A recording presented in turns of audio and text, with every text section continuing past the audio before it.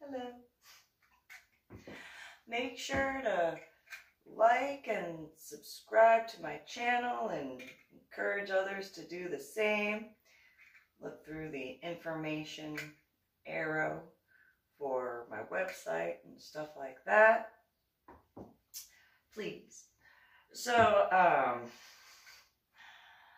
after the situation that had occurred in regards to the Cowboys Dance Hall and Stoney LaRue concert and those individuals in the group that cornered me and wouldn't leave me alone repeatedly, and then the male Kevin decided that he wanted to comment about a corset.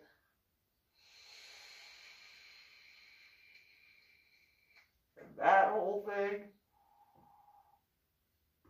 And then his wife that had a boot on, I think it was her right leg, hobbled up the ramp before I ripped into Kevin and all that. She had long brown hair. And she was shorter than me, if that assists.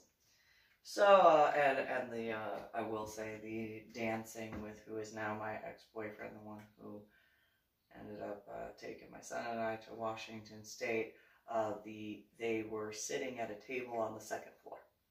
So if that helps in law enforcement aspects. Though my hair color and haircut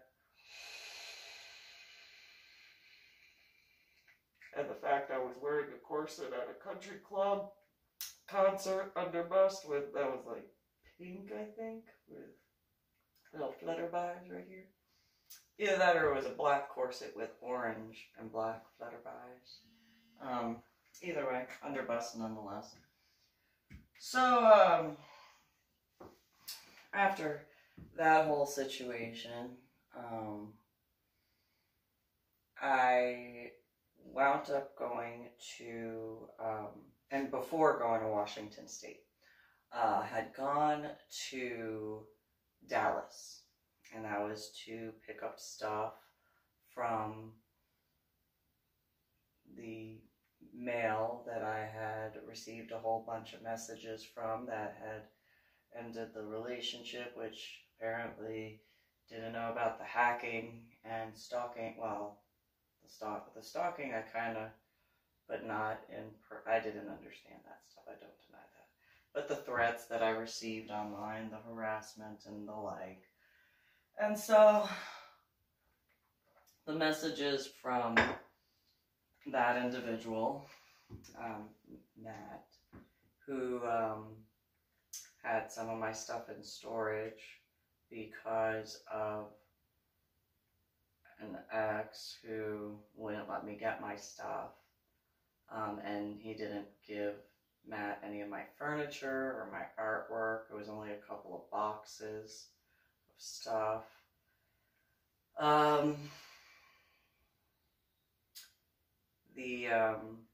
That I know of. At least that's what.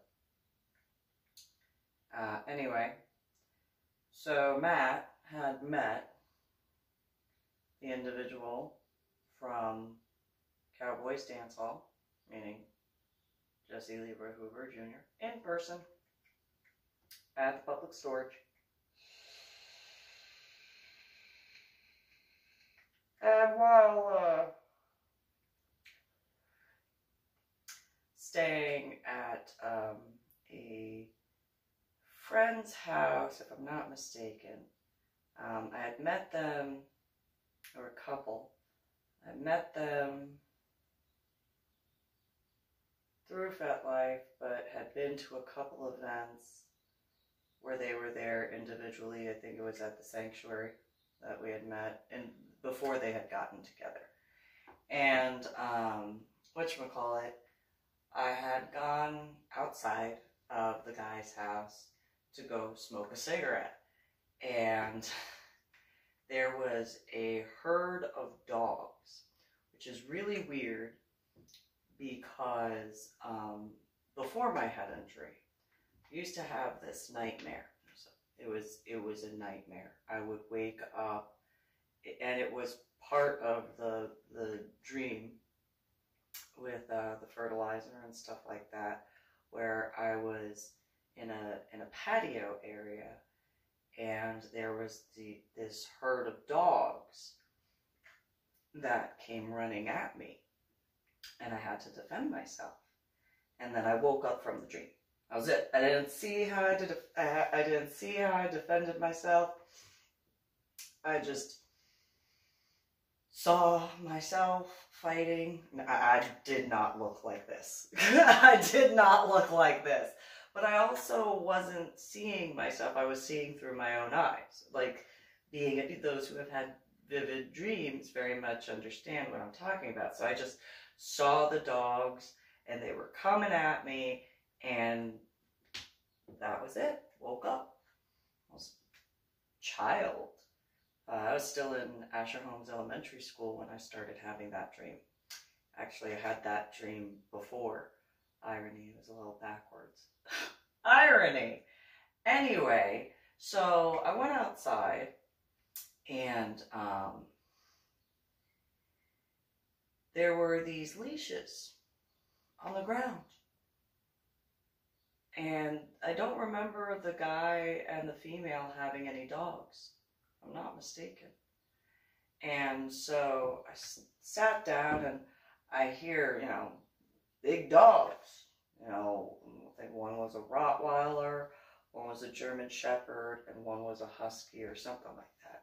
And I hear him, "Oof, oof, oof, oof, oof." And it's like, what is going on? Somebody's backyard? I couldn't tell because of the way their barking had been. It's just one of those, Now in my dream, I only saw a patio swinging door with the screen in the top, and then the dogs coming at me, and then I went inside, and that was it. So I hear these dogs. What is going on? And I obviously did not remember the dream at that time. I'm living anyway. So I'm looking around. I got my cigarette, although this is an e-cigarette, obviously, I'm smoking. And what is going on? Well, around the corner comes those 3 dogs. They run up at me. And all I see are the leashes. It's like, I don't think so. And so I pick up the leashes, and I just start swinging them around. I'm like, get back. No, no, no. And it was one of those, okay, I need a phone to call, 911, because my thoughts were, if there's any people walking around, I have this availability. I mean, if there's, hopefully, everybody's indoors. But, my mind was going, oh, if there's elderly, even if there's children, oh, please, no special needs children. Oh, no, no, no, no, no, please stay indoors. And it's like, and I didn't say that out loud, but I was thinking that. It's like, how am I going to call 911? I don't know where a phone is. And so I'm swinging the leashes, and you've seen videos of me doing some, if you've looked at prior videos of my dancing. And I am, here's a cord for earbuds, real quick. And so, the dogs are barking, and I'm just like, no, no, get back, get back, no, no, no, no.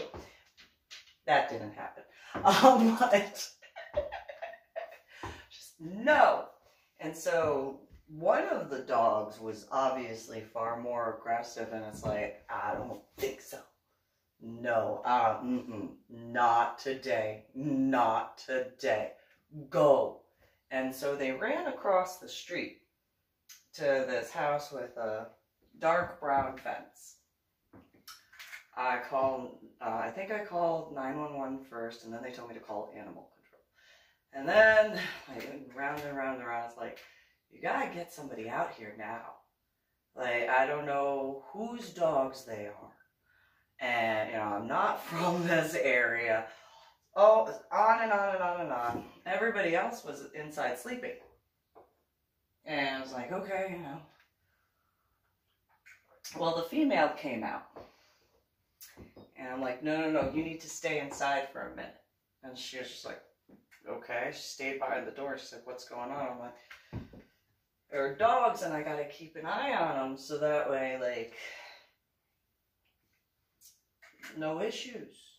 I don't know who's in this neighborhood, but no, not gonna let, like, if I have to go after the dogs, I don't want to have to do that, but, you know, if, like, there are people running around, nope, I can't go inside. I gotta make sure. And so she's watching the whole thing. The dogs are going back and forth while calling. She had one phone, I had another one. We're both calling because she had a cordless. I have my cell phone. We're trying to get people to get out. And animal control or police, both of them I think showed up at the same time. And they go and handle the dogs and stuff like that. The female that was in the house was pissed. And it's like, I don't care. I don't care that you're mad. You know, and the police officer told me that the dogs had gotten out before. I was like, no, that's like, there are ways to prevent that. There's no excuse. And, you know, you don't know who's in the neighborhood, and they obviously are not friendly dogs. And, you know, and so I'm speaking with the police officer, and the female, she came outside and she was listening and stuff. She had spoken with the police officer as well, and she had really long, wavy, black color hair. And we're talking with the police officer. And the police officer is just, well, she said she's going to take care of this. And I'm like, yeah, well, she needs to keep them inside until she gets that taken care of. Otherwise, she needs to be outside watching those dogs to make sure that they don't do that again. Because if they've done that before, well, how long ago did they do that before? And I go into the list of the different types of worries and concerns. And the female, she goes, actually, there's a special needs boy that he's allowed to go out with his wheelchair. And I was like, oh. And she looked at the time and she's like, he's not out. He should, it was around the time that he usually went out. I was like, good. And she goes, what? I said, good. I'm glad he's not out right now. Hopefully, you know, like, I'm glad that he was able to stay safe. Like, I would have hated to have to do it, but I would have killed the dogs. And if I had to, I would have killed them. Like, it's just that simple. You know, and, you know, not that I had a firearm, but I would have known how to take care of it. And if I had the leashes, I would have known how to do it. And so, you know, police officer, you know, thanked for calling 911, stuff like that. And we talked for a little while. I think it was over an hour. And then later on, my now ex-boyfriend, Jesse Leroy Hoover Jr., and then her boyfriend at the time comes outside. And they're just like, what's going on? Why are the police leaving? And, you know, she wound up explaining the situation. And I'm just like, well, I'm just glad that the kid wasn't out. And then the guy said, actually, there's a lot of elderly in this neighborhood. And I was like, oh, I'm really glad they didn't go for a walk. I had to do it, like, in front of them. And I'm sure that they're all animal lovers. And so the guy goes, where did you find the leashes? I was like, I don't know. They were just there. Like, I was sitting there and I was smoking and they're just there. I don't know. Like, I have no idea where they came from. I mean, did you have a dog before? And he's like, I haven't had one in years. That's not the leashes that I had for this dog or that dog. And I'm like, well, at least they were there. And so, we go inside, we have breakfast, we have coffee, we go outside to smoke, because the guy and I both smoked, and my now ex-boyfriend, and the female, she smoked randomly.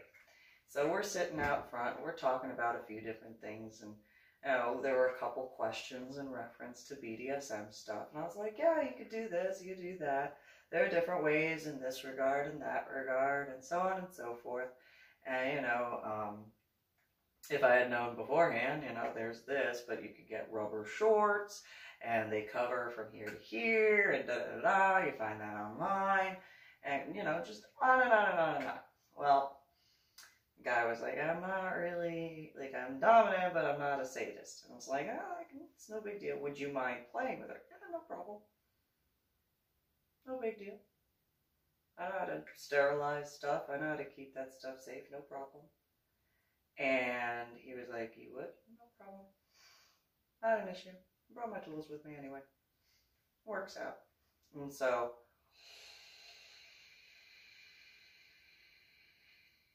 whatchamacallit, get all the stuff taken care of and go out to the sanctuary. Well,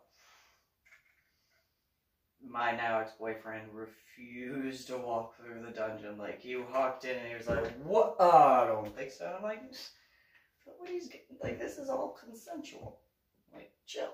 And nobody's up doing anything. And he's like, no. And I'm like, well, you don't want to see the rest? Nope. Nope, don't want to see it at all. So he stayed in the common area. And so the female, the guy, and I, we go out to the smoking section. We're talking and stuff like that. And it's like, all right, well, whenever you're ready, you let me know. And bring out the stuff. And I think I had her on the swing bed, I think it was. And so it was doing all sorts of stuff. She had a field day on that, and I was like, all right, there you go. And then it's like, okay, I can tell your blood pressure is getting a little too much. Let's start coming down on that. Okay, and I just let the swing kind of go for a little bit and just let it do its thing. And she slowly, came back down. For those who understand, she had a submissive high, and it was one of those, okay. As the swing, bed slowly stopped, she came to us. All right, you good? Looks up and just like, yes, absolutely, awesome, great. So, she gets off of the bed and stuff like that. It's like, all right, let's go get you to your guy. Go do that. And, go back to the house afterwards, because I think we went either 2 nights in a row or 2 different times to Sanctuary. I can't remember. But, go and I think it was 2 different times. I think so. Anyway, so go back to the house. And we're all talking and stuff like that. And, whatchamacallit,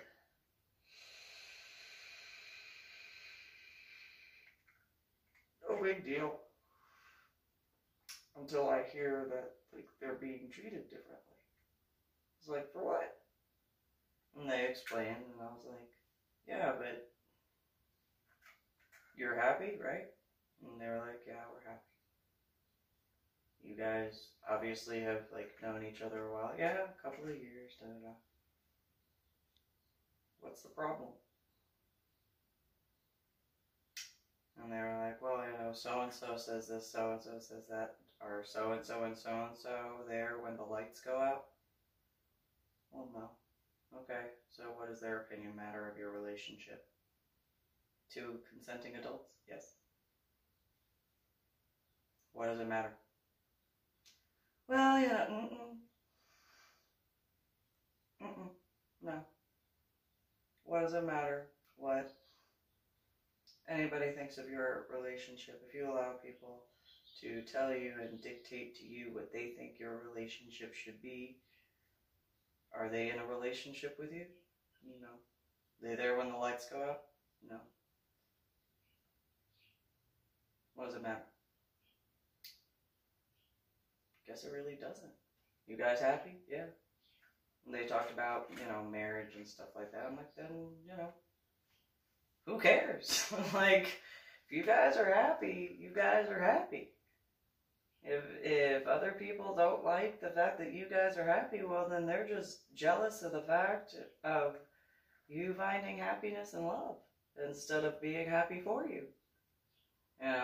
If you're hearing stuff about her and you know the reality, and you're hearing stuff about him and you know the reality, and you guys have verified all that stuff between each other, then who cares? Whatever, And so I wound up receiving a bunch of messages. How dare you play with... Oh, no you didn't. Oh, no you did not. And I was like, no, no, no, no, no, no, no. No, no, no, no, no. Nope. You are not going to berate me. And, one of the things that they had brought up was in reference to another individual who was a part of the Mentors program. I said, I actually contacted Master Walker about that. I did. And I know exactly who you are speaking about in reference to that specific male. And he had actually contacted me at one point in time and he apologized for certain things. And I didn't realize it was in certain regards as far as that. And I told him he needed to make things right. Because whatever he knew was going on that he was a part of, he needed to make sure that there wasn't certain things continuing from the minimal description that was given to me. And if that's what this is in association with, well then, you guys, make sure you take care of yourselves and keep yourselves safe and healthy. I'm sure there are medications or whatever, it is what it is.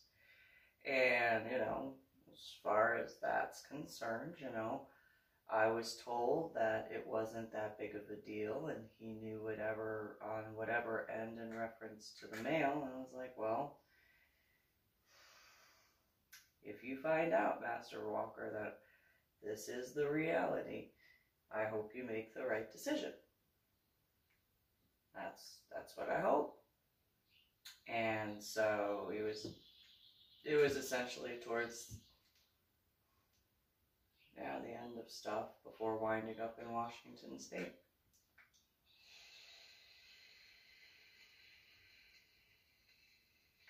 And right before meeting in regards to the discussion with Master Walker in reference to Cowboys Dance-Hall. And originally, when in the program, when moving to Dallas, he had said, well, I want you to be a poster individual for the program. And I was like, well, with everything that's going on right now, I can't commit to that. I got stuff that I gotta take care of when it comes to my daughter. Gotta make sure my son is squared away. And he seemed a little upset, and I was like, well, my children are extremely important to me. And that sounds like it would be a lot of time away from my children, and I don't want that. So I need to do what I need to do to make sure my children are okay. And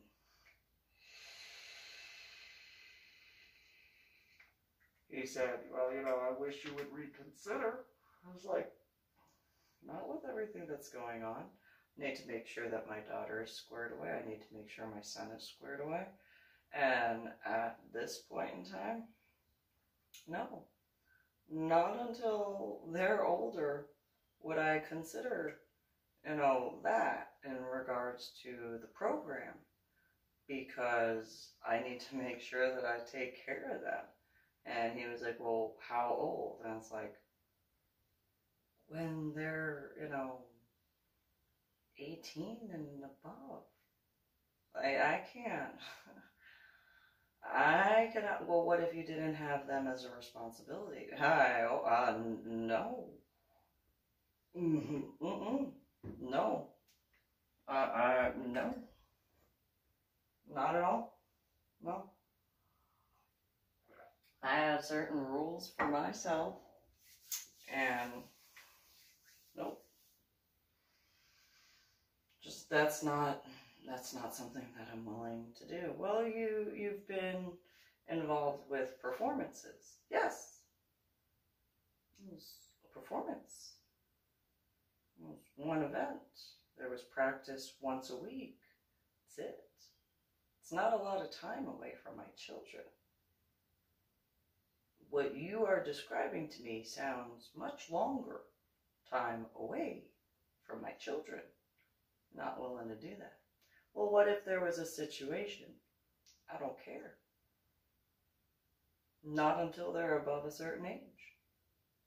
The performance aspect, that's, again, a performance is what it is. Not willing. Well, what if a situation... No. No. My children are number one. Cannot do anything that I think and I feel that they would be upset with. And not until they're older, able to understand adult choices and stuff like that. That is not, no. Not going to do it. And so, and I didn't. I did not. And obviously.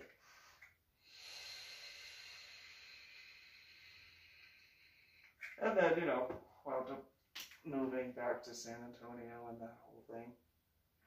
After the stuff when it came to my now ex-boyfriend, as far as Patrick Kennedy, and then there was the stuff when it came to when I was involved with different relationships and stuff like that. But yeah, when it came to that time, it was in regards to the dogs. It was 2013 when I had the discussion with Master Walker. That was in 2011. A couple of months. I actually, after he had said that, he was like, well, I can't get you as many mentors as you are accustomed to. I was like, okay. Are the ones that I've gone through enough as far as graduation? And he was like, yeah, you know, you've done more than, like, the requirement, the technicalities. You've done, you technically completed the mentor numbers by, I think, my second month after boot camp. And I had plenty more, but before moving to the DFW, or back to the DFW area, I was one of those, well, at least I got that taken care of. And he was like, and so in Dallas, I actually only had one mentor. And Master Walker had said, you need to go speak with him to ask him about what happens when it comes to overcoming trauma, I think, is what he said, in the mentors stuff and in the community. And so I went over to the guy's house and we talked and stuff like that. And at a point he was like, I don't even know why I was asked to speak with you as far as the mentors program. I told him, well, this is what Master Walker had said that I should ask you about. And he looked at me and he goes, oh my God, I don't want to talk about that. And I was like, oh, okay. If you don't want to talk about it, that's fine. What do you want to talk about as far as mentor stuff is concerned then? And he was like, I don't know. What do you want to talk about? I was like, I don't know. You're the teacher. Like, I don't know. Like, I was told that this was going to be like where I learned stuff. And so he goes, oh, what happened when you were in basic training? And I explained, and he was like, oh my God. And I was like, so what do you want to talk about? And she was like,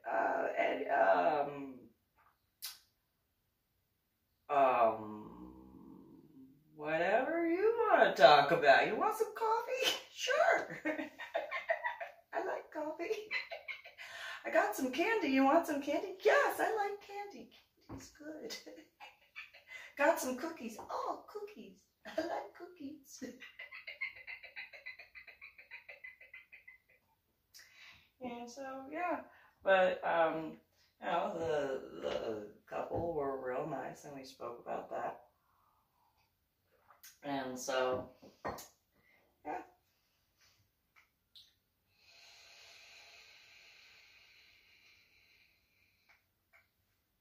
You know, went through the different classes before my graduation.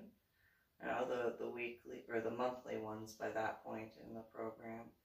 And, you know, some of the teachers were like, well, you know, Lady Dori, Belle, that's not a real thing. Oh.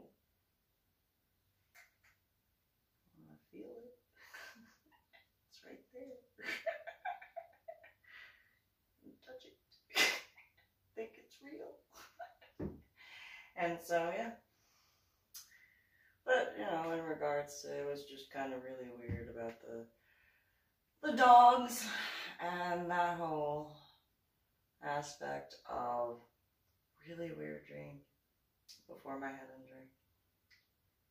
And then that situation. But yeah, the couple said that, you know, there were a couple of special needs ones, but the one that they were accustomed to seeing in the neighborhood was the one on the wheelchair. And I was like, well, I am glad that that guy stayed inside for whatever reason. So, you know, that's what I had to say. And obviously they got to meet my now ex-boyfriend, Jesse Leroy Hoover Jr. They actually were told about how that situation had occurred, and they were just like, oh my God, how'd you meet? And the guy kind of started sitting up, and he's like, so you met her how? Oh, okay. And I was like, oh, he kind of looks mad at you. Probably shouldn't piss him off.